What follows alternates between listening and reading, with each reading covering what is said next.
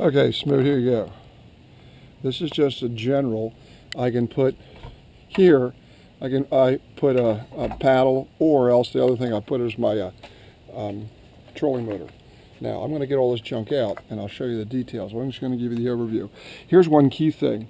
I have these things over here so that when it rocks and tries to turn over, it doesn't. Why'd I do that? Because it turned over and I broke a rod.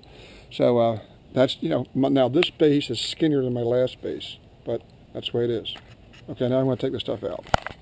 Now, things you got to do. I use something called EM, existing materials. So with just materials I have around. I had this thing, it's like I think it's a 2x3, and I got these angle irons on 3 sides.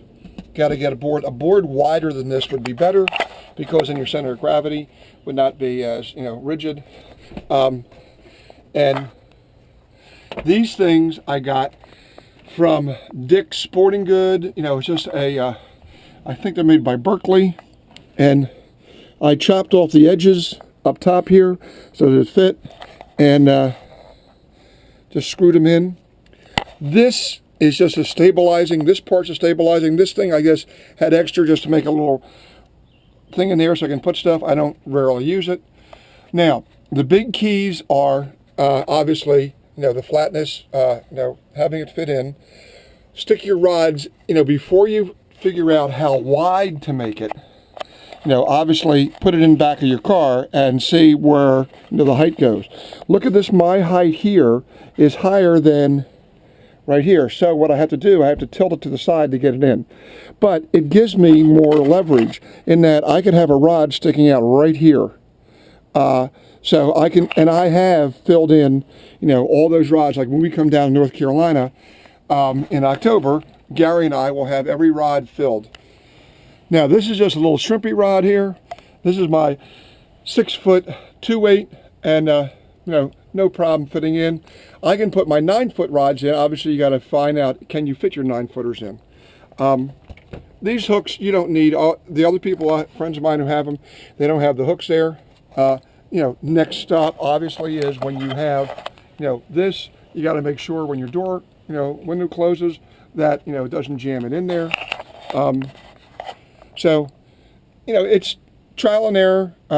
Notice that one almost error, you can see the bottom rod is just going to be almost lying on top of the seat. So, you got to be aware of that.